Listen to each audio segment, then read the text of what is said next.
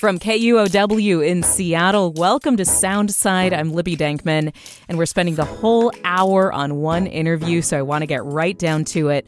A lot has changed during Sara Nelson's time in city government. She was a centrist outlier on a progressive city council when she was first elected in 2021.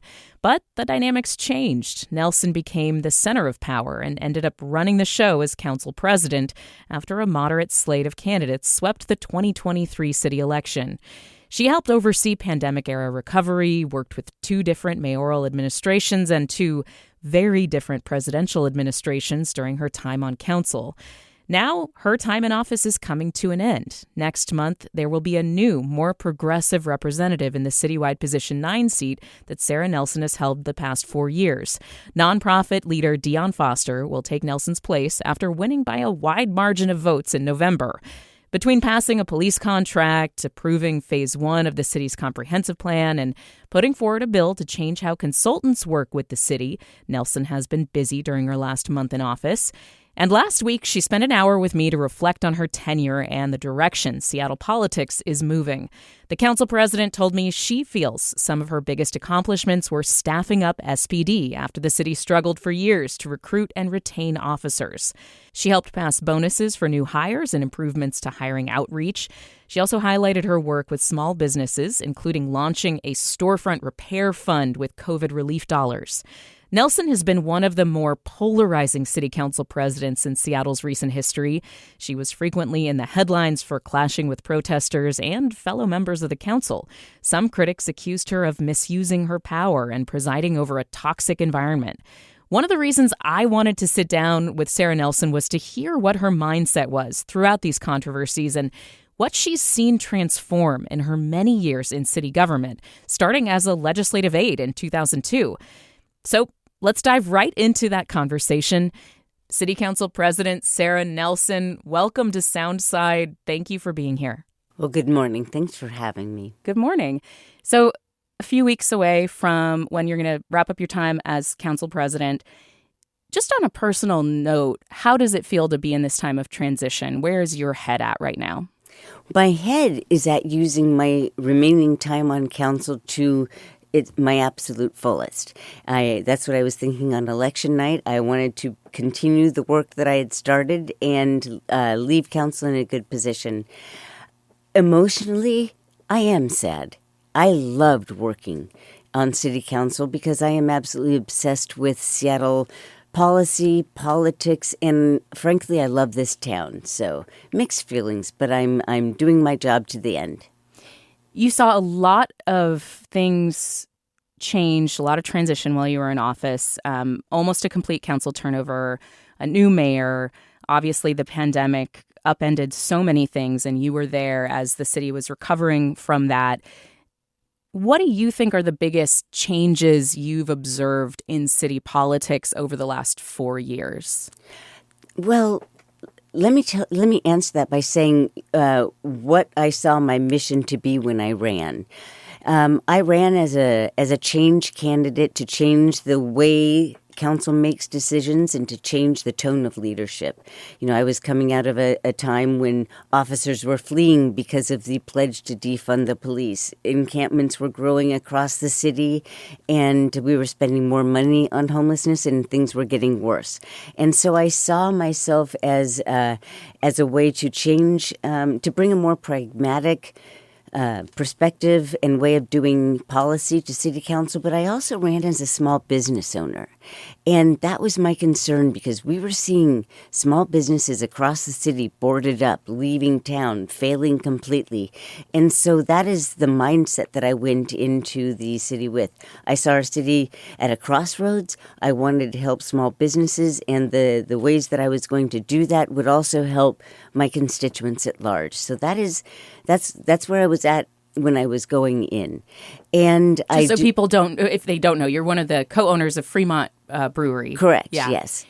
I have a question about how the pendulum has been swinging in city politics in Seattle over the past 6 years or so.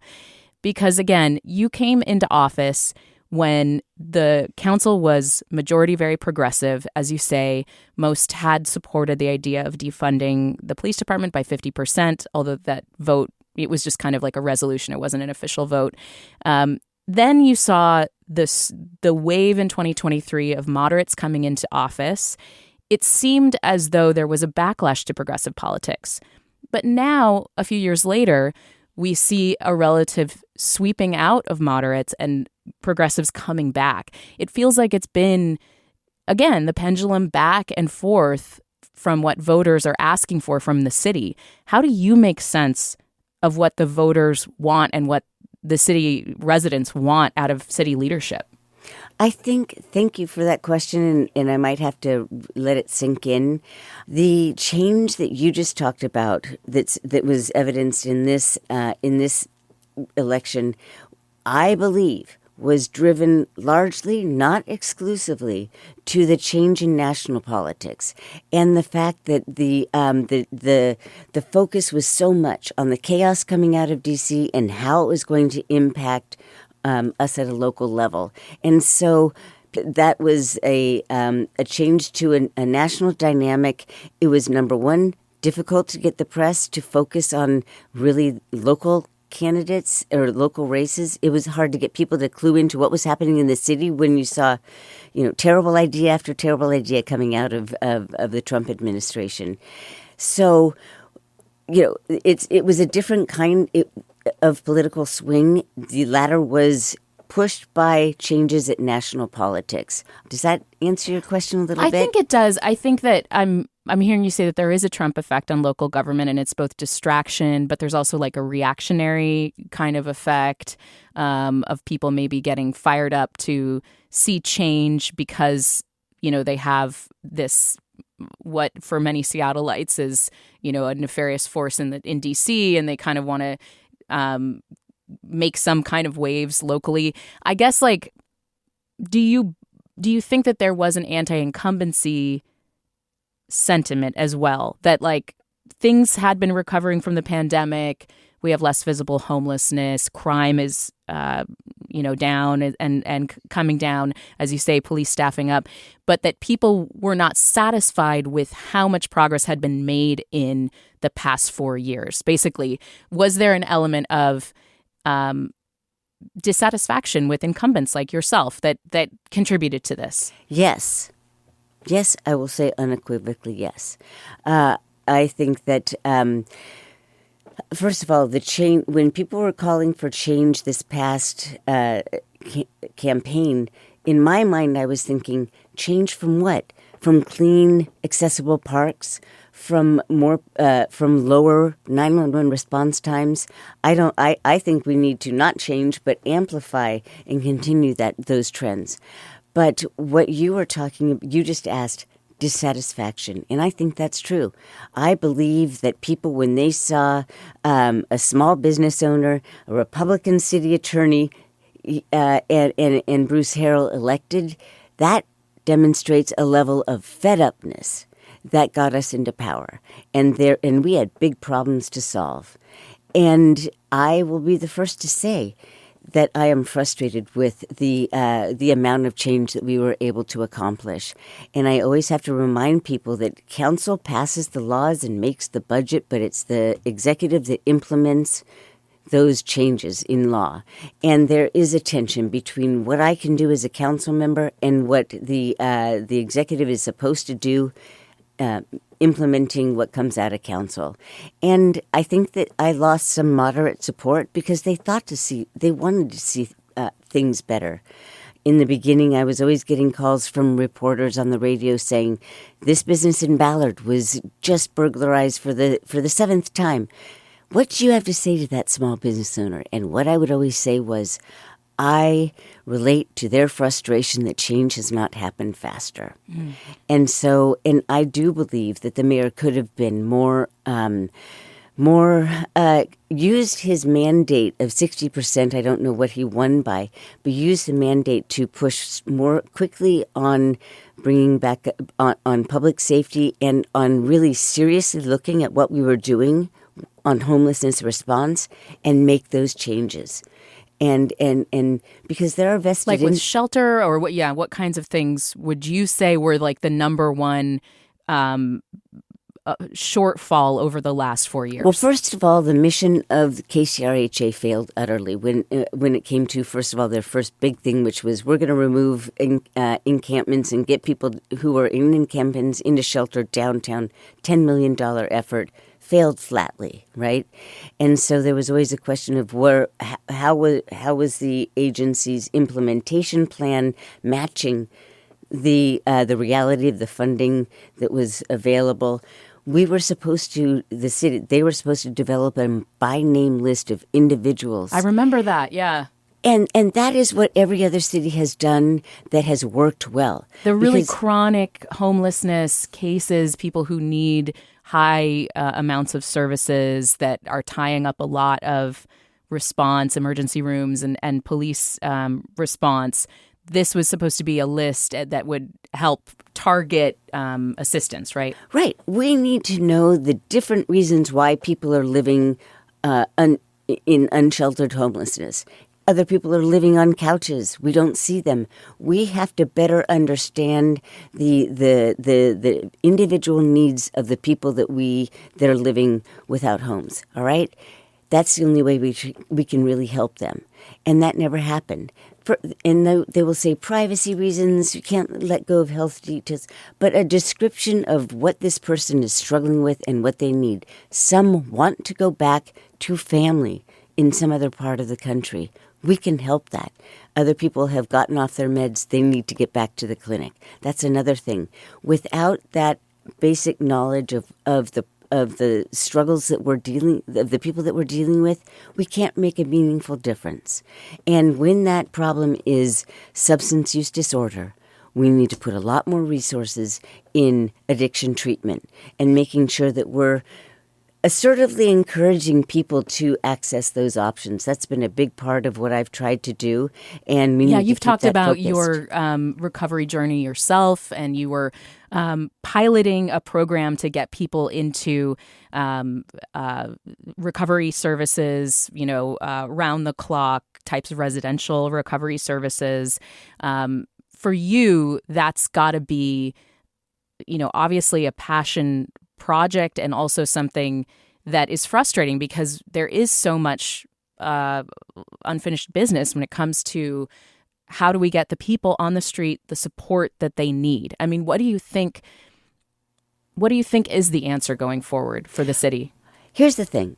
I think that when your listeners hear that we're providing housing with wraparound services, we need to get people into treatment. They do not realize that, first of all, when I was elected, there was no rehab. I'm talking about the rehab that I went to, the Amy Winehouse style. You go in, you spend a month, you try to get your mind together, and we weren't funding that. Shocking to me. We were only funding methadone and buprenorphine and then harm reduction efforts by our outreach workers to distribute needles. I'm fine with that. Drug consumption supplies, I don't believe that is reducing a particular harm, but really limited services. And so when I saw that, I pushed for getting a pot of money to allow for people to be immediately referred into a treatment facility if they wanted to take that step. We're not talking coercion. If they wanted to take that step, and then that facility would bill the city. That's working.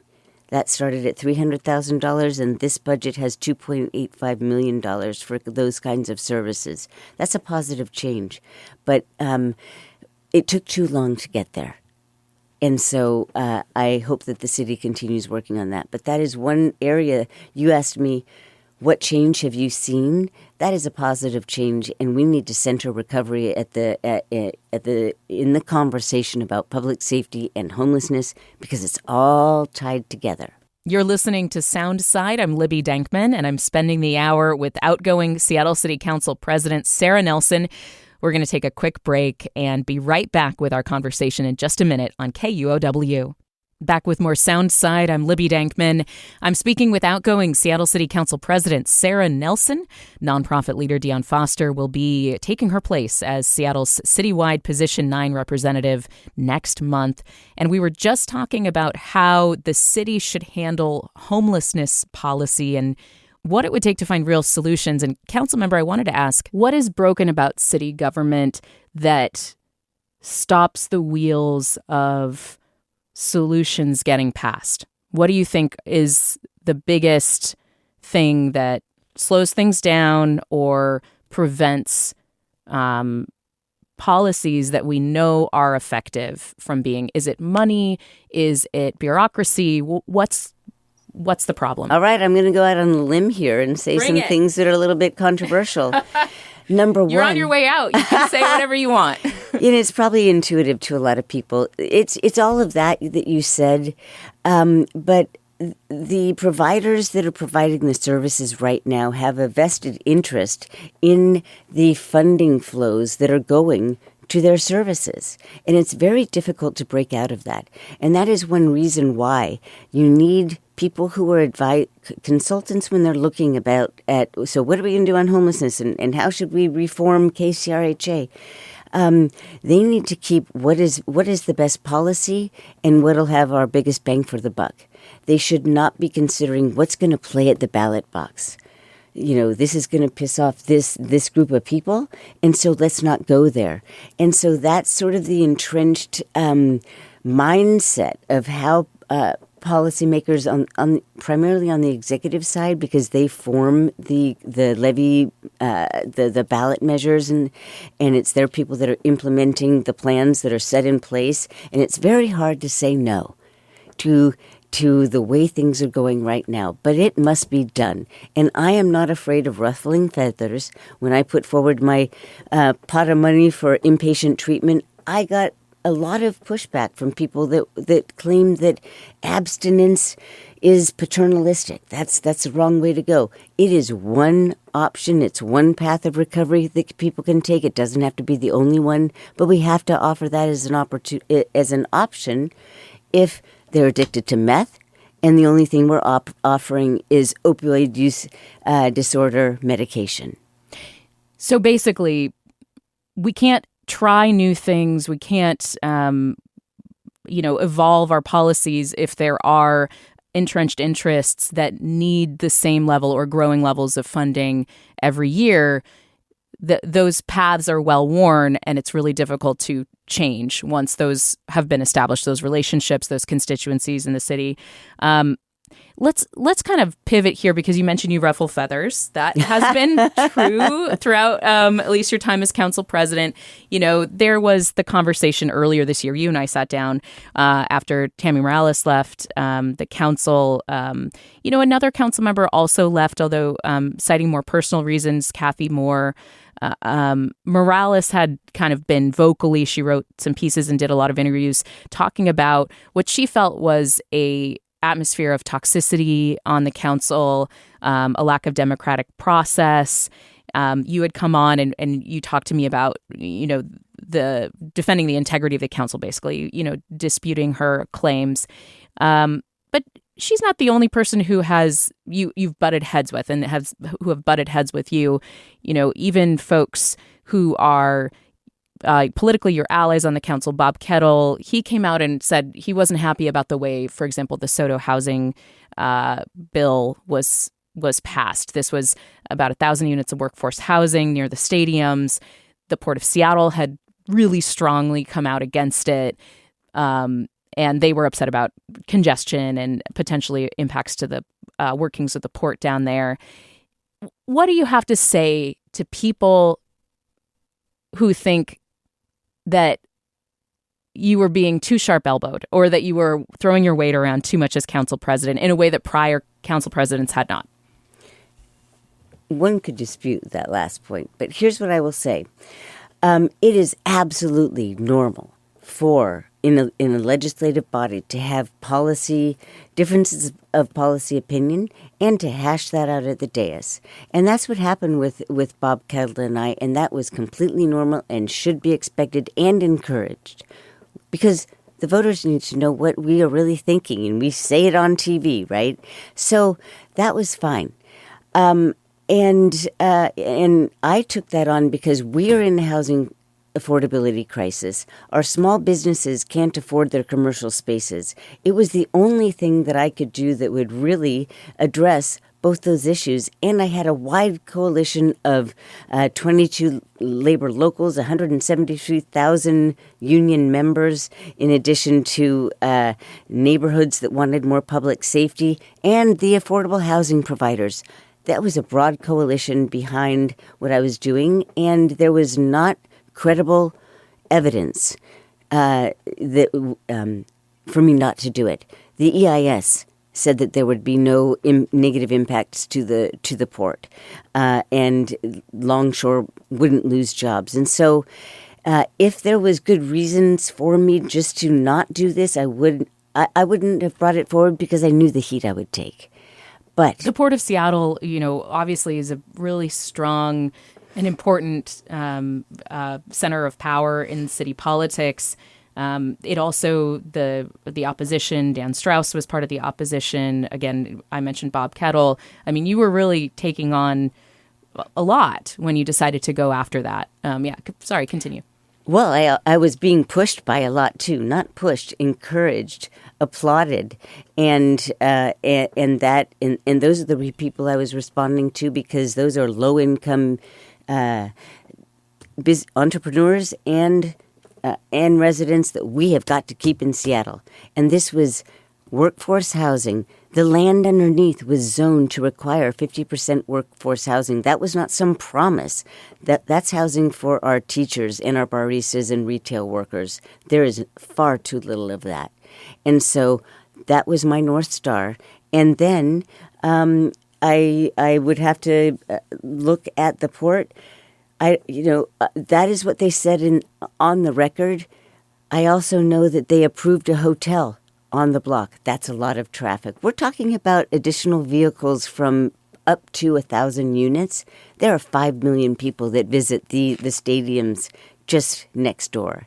And so I didn't think that their argument about disruptions to freight traffic were warranted by the science and also by everything else that was going on there. No. The port had told me that they really were looking at those two blocks as a place for a tower for an operator of Port 46. So they had their own vested interests that weren't completely transparent during the course of that conversation.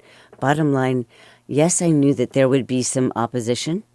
I took on interest to do what was best for low income and struggling people in this town, and I stand by it. Do you agree that you were a different kind of council president in terms of how you pursued your policy goals, how you used the power of the presidency on the council? Yes, I do agree that is the case, because here's the thing. I am 59 years old. I'm a 59-year-old woman, middle-aged woman in recovery, right? I'm at the end of my career. I'm not looking at what is my next political move. That gives me freedom. That gives me freedom to just to focus on policy priorities that I think that will help the most people in the city of Seattle. I guess that means I'm sort of shameless. I have built up a lot of scar tissue and deep skin. And so it's kind of hard to hurt my feelings as long as I know in my heart and I'm communicating why I'm doing what I'm doing, the values that are motivating my policy initiative. Then people can take that at face value. And if some people don't like it, then I can accept that. I knew this job was going to be hard. Look where Seattle was in 2021, and that had been going on for 9 years. I knew I was going to ruffle feathers when I called for a difference, but it had to happen because the city was at a crossroads, and one of my goals was to change the direction of the city and the kind of leadership that was making that decision. And I worked on the campaigns of the people that were elected in 2023. The pro-public safety candidates were the ones that won, because that was the people's top priority. You saw what your priorities were vindicated by that election, basically, by saying the electorate wanted to move more towards your perspective than your opponents. Just really quickly on the workforce. And it wasn't my perspective. It was my constituents' priorities. Yes, go on. On the issue of the workforce housing, so at this point, there's a couple different threads of ways that this plan could be stymied to add housing in SoDo near the stadiums. Again, in the face of opposition from the port. The port has challenged it in court. That is a pending piece of litigation. Also last month, there was a state board that ruled that the council had violated environmental laws and growth regulations when it approved that Makers District. So that plan can still be amended and revived to comply with the state board, what they were highlighting. Do you think that this new council will take that on? What do you think? Is that plan dead at this point? Probably. Why would anybody else put themselves in that position and reignite that fight? But I will tell you there are appeals pending.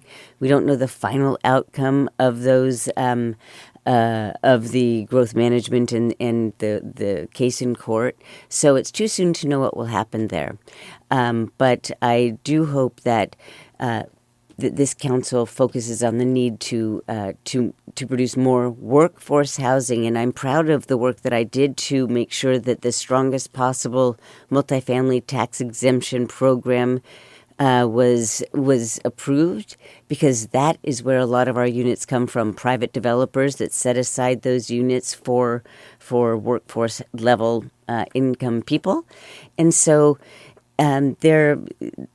there are a lot of ways to get to the end goal. And I haven't mentioned one thing, an initiative that I started late that I really hope will continue, and that is we have to fix our permitting nightmare problems. And because that is slowing economic activity, it's hurting small businesses that want to redo their spaces.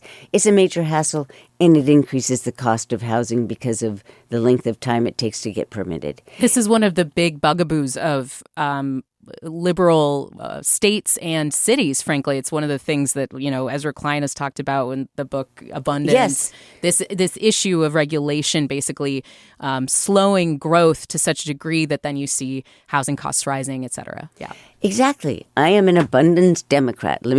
I will say that right now. We have got to align our regulatory environment with our policy goals. And if we have barriers that are keeping us from achieving our goals, remove them.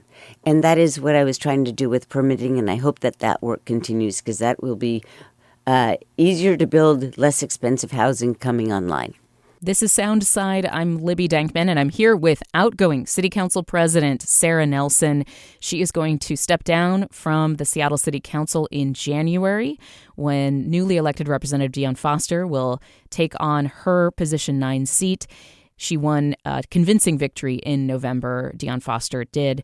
I'm talking with Sara Nelson about her reflections on her time in office and how she thinks city government has changed, what needs to happen to tackle some of our biggest problems here in the city. We'll be right back with more of this conversation in just a minute here on KUOW. Welcome back to Soundside. I'm Libby Dankman. Outgoing Seattle City Council President Sara Nelson is my guest for the hour. We sat down and taped this conversation last week, and let's dive right back in. So I want to look at another relationship. We've touched on the police department, but I want to talk about how that's changed since you've been in office, how the city works with the police department, really. Earlier this month, the council approved a new police contract on a 6-3 vote. There was some dissent, including Councilmember Rob Saka, specifically over a lack of new accountability measures in the contract. How do you see the city's relationship with the police union specifically changing during your tenure, and what do you make of that relationship? Well, I don't think the relationship has necessarily changed between the committee that negotiates and agrees on union contracts. What I think is that maybe the union saw the changes coming electorally and thought that this was all of the years of negotiating could then have to be started all over again with a new mayor and council constellation. Here's what I will say about that last contract. It was a long time in coming, many, many years, and I can't talk about any of the backroom conversations. But what was a priority for the people of Seattle, the mayor's administration, council, and even police officers themselves is that officers should not be responding with a gun and a badge to people in crisis. And that was sort of a North Star of this last 4 years. The goal was have non-uniformed people trained to respond to people in crisis, interacting with those people without officers. That would free up those officers to respond to emergency calls of a different nature. That was the vision that everybody wanted to see happen. But that could not happen until a long negotiation of how much will that cost the city, because any kind of change to the parameters or to what the officers are doing now will likely result in an additional cost in their salary in this contract. So it's a tit for tat situation. And the best thing about this contract that came out was the ability to unfetteredly expand the care team so it could respond to situations around the city, and those teams could go out on their own without accompanied by an officer. So you wouldn't have that anxiety that could be present with an officer present with somebody in crisis, and that officer could go and do something that was a life or death situation elsewhere. That is the triumph of this past contract, and now I'm looking to see how does the care team do now that they've got all the conditions in place for success. Let's talk about one of your final acts on the council. This is getting a lot of attention, I think, both because it is one of the last priorities that you are focused on or had been focused on, and then also I think there's a little bit of palace intrigue elements to it, which is the council just passed a bill that you championed. It requires political consultants working with the city to register with the city. Now, this is awaiting Mayor Harrell's signature, but because it got 6 votes, it doesn't need his signature. It'll go into law without that. This was your proposal. So what's in the law, and why did you think it was important to get it across the finish line? Thank you for that question. This was a good governance bill. This was a bill to strengthen public trust in governance because there is a thought in people's minds that a lot of important information and decisions are made behind closed doors among people that have influence and access to power that other people don't. So, do you think that's true? Yes, that is true. Yeah. That does sometimes happen. It's that's the perception, but it's also the reality. Yes, and we need to make sure that policy is made in the public interest, not in the interest of what might benefit a policymaker when they're running for election next time. There is one very specific political consultant that's come up in conversation about this bill.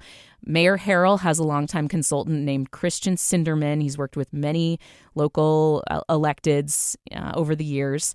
He's been a contractor in the mayor's office, and his firm also worked with a number of other high-profile folks running for office. Those included Dionne Foster. She defeated you in November, and incoming city attorney Erica Evans, who defeated Ann Davison in November. And Sinderman has said he is taking this legislation as a pointed attack against him. In a text to the Seattle Times, Sinderman said, quote, "For a full year, Councilmember Nelson has complained without substance or merit about contracts and relationships that were both transparent and followed city rules. So now, on her way out the door, she wants to change the rules to justify her unfounded political grievances." You have argued that this is a more widespread issue than just one consultant, right? I mean, why do you think this is something that needs to be addressed before you leave office? Well, I wanted to put it on the table as a problem and establish some guardrails. It changed before it came out of committee. Unfortunately, the prohibition of doing both policy and political campaigning or consulting, that was stripped. But now, see, the benefit of having a list of political consultants is that when a director or a director of SDOT wants to hire a consultant to do some kind of policy work or a project, they can look at this list and say, these people are political consultants and they worked on this campaign very recently. And so then maybe that director of SDOT will go to, will look at the consulting pool and choose someone else, just knowing that they want to stay away from that potential conflict of interest. I think that this is just kind of one final example of, again, the ways that you're probably the best known, or at least the most talked about city council president that we've had, in recent memory. I feel like for most people in prior administrations, only, if you were really connected or interested in city government, would you maybe offhandedly know who the city council president is. You have been like a headline in The Stranger a zillion times over the course of your tenure. You have been a lightning rod for people to, either complain about the way that you're doing your job or the way that you conduct, the council, whether it's for the public comment or whatever it might be. I mean, you've said that you have thick skin. Like, what have you learned from being in that position, basically, from taking a lot of people off and then also, kind of seeing it from the inside, the different ways that city government is working? Like, how does it feel to be Sara Nelson? I love that question. I don't know how else to phrase it. Yeah. Well,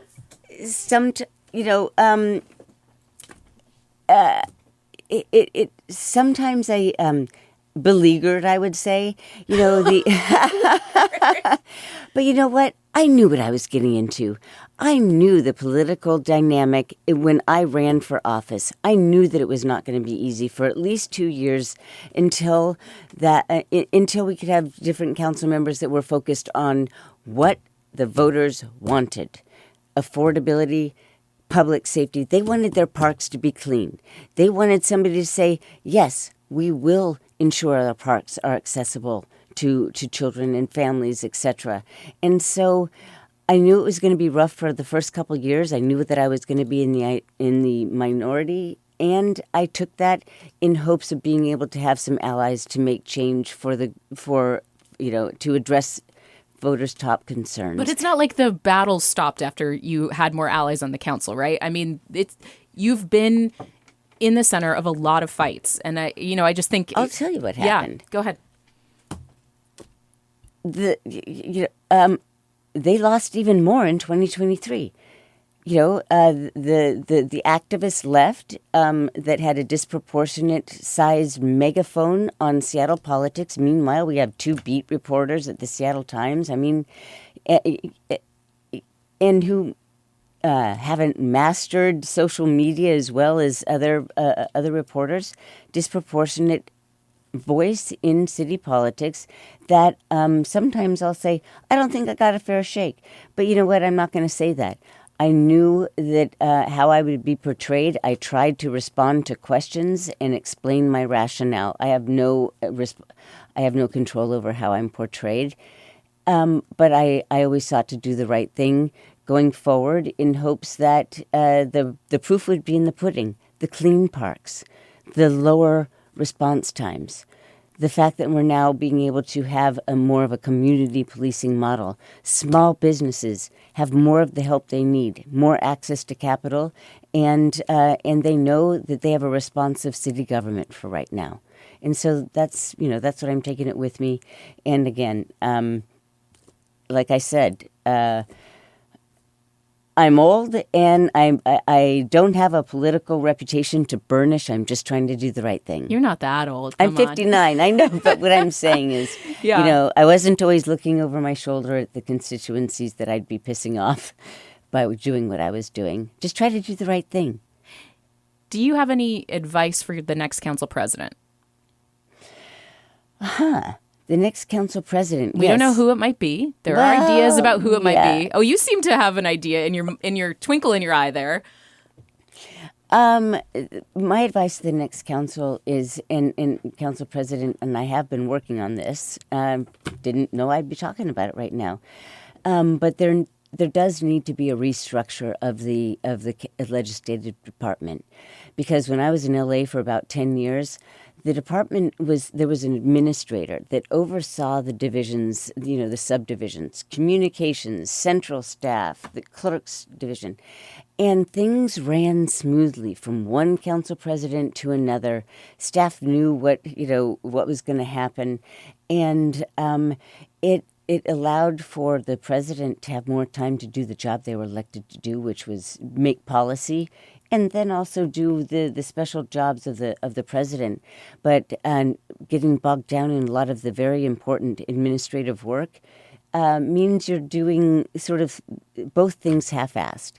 And so there will be a change and this is, I've been talking to the presumed president about the benefits of this, and we're in complete agreement that we need to make sure that we've got a well-running machine, which is the legislative department, to help our constituents and to maintain the records and to allow every council member to do the job that they were elected to do, which is respond to their constituents' top concerns.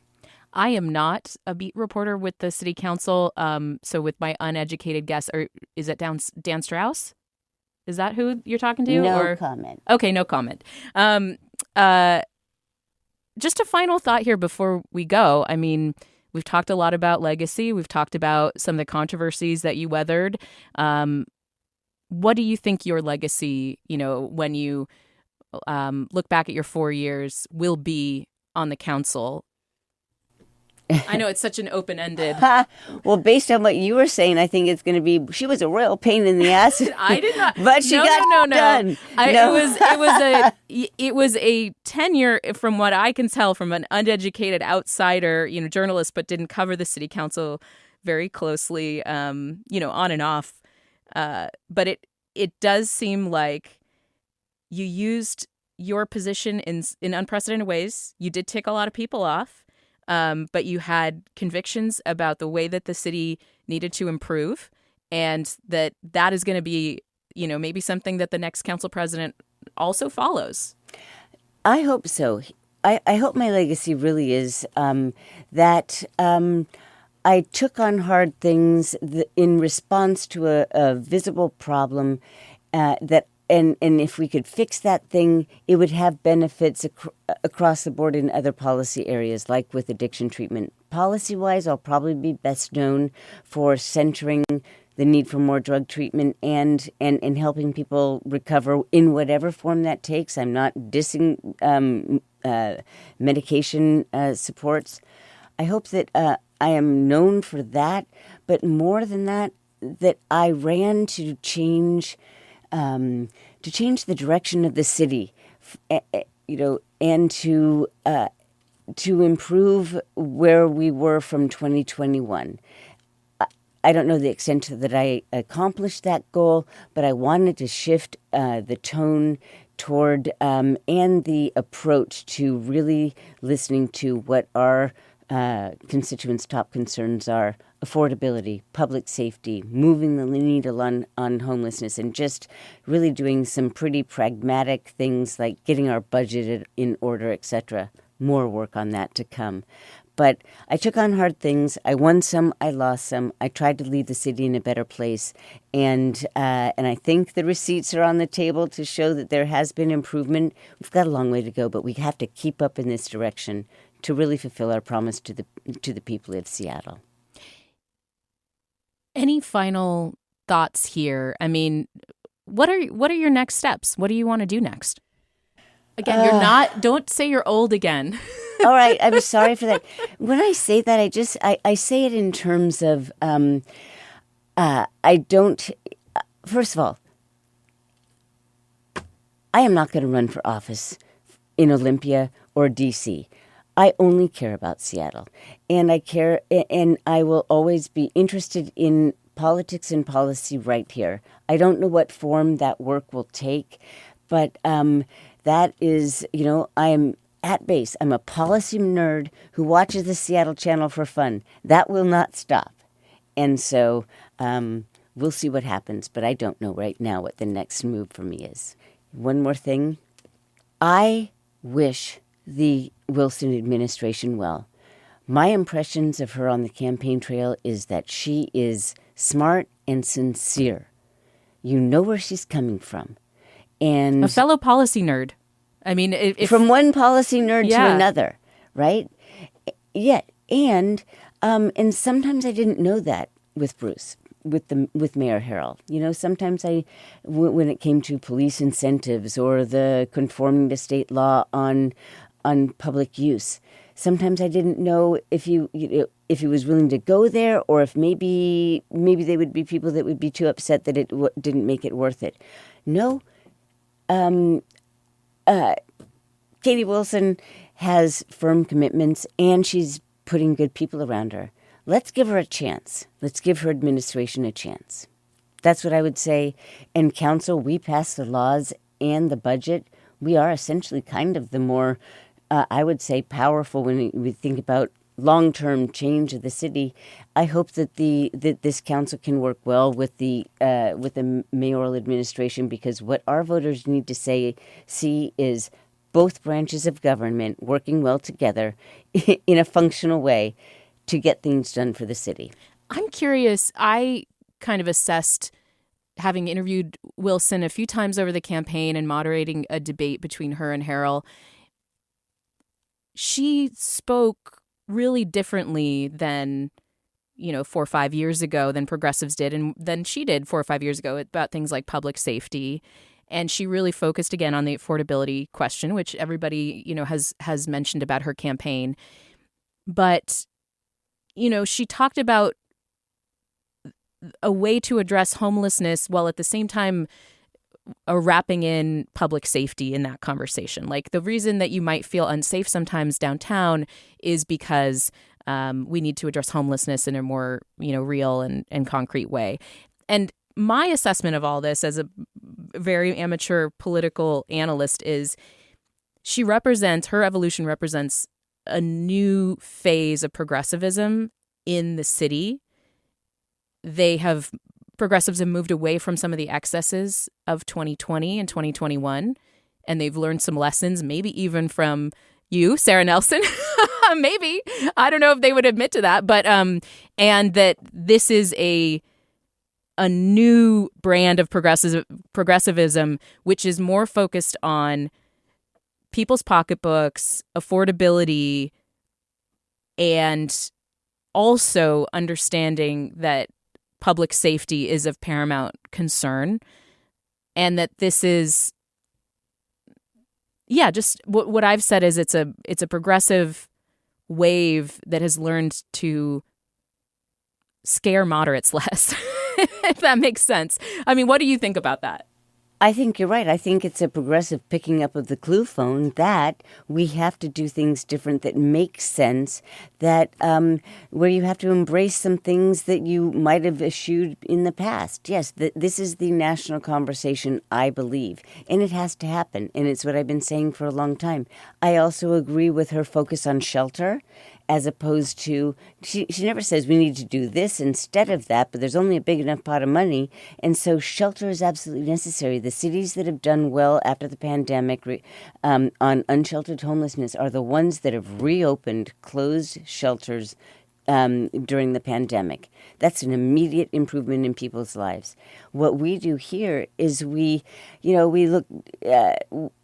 yes, we have tiny villages, more of that, please. We need more shelters of all kinds to provide people the immediate help they need, because a permanent supportive housing takes forever to build, and it's promised as coming with wraparound services that do not exist. So I agree that we have to provide more services, more shelter spaces. If it means fewer permanent supportive housing projects, so be it. We're not warehousing addicts in permanent supportive housing and having them die.